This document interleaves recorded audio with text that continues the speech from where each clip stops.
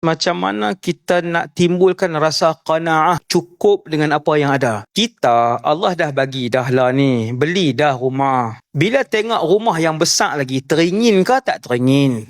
Teringin. Sebab sifat harta ni tuan-tuan, sebab apa yang akan teringin sampai umur berapa puluh pun akan teringin, sebab sifat harta ni Nabi sebut adalah satu elemen yang Nabi kata kalau kamu dapat 2 gunung emas pun kamu akan minta daripada Allah yang ketiga.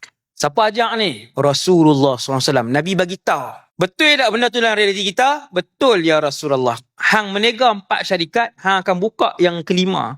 Hang dah ada 13 syarikat, pendapatan sebulan dah 100,000 lebih. Dia nak lagi tak? Dia nak. Saya sebut 100,000. Nabi sebut yang paling tinggi apa dia? Nabi kata seandainya kamu telah pun memiliki 2 gunung emas. Sebab tu kalau tuan-tuan ada kawan-kawan yang kaya, tuan-tuan akan tengok, dia takkan pernah berhenti. Dia takkan kata, Alhamdulillah Ustaz cukup dah, lega nak duduk saja dah lah ni. Kecuali ketika dia kaya tu dia gila. Dia akan kata, okay cukup lah, tak mau.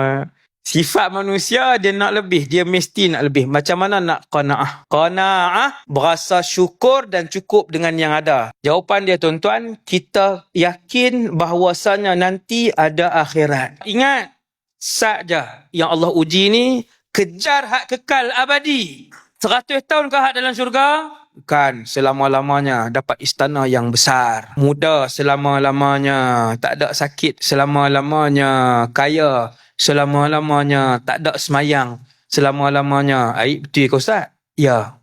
Saya sebut kat tuan-tuan hari ni, dalam syurga tiada lagi yang ibadat. Hari-hari untuk seronok. Maka cukup kita akan rasa, okay, kalau macam tu insya-Allah lah. Kejar akhirat. Pulun untuk banyakkan redha Allah, nak bagi Allah sayang macam mana. Haidin, satu platform bimbingan agama eksklusif oleh Ustaz Wadi Anwar. Langgan sekarang, jadikan Haidin sahabat ilmu anda.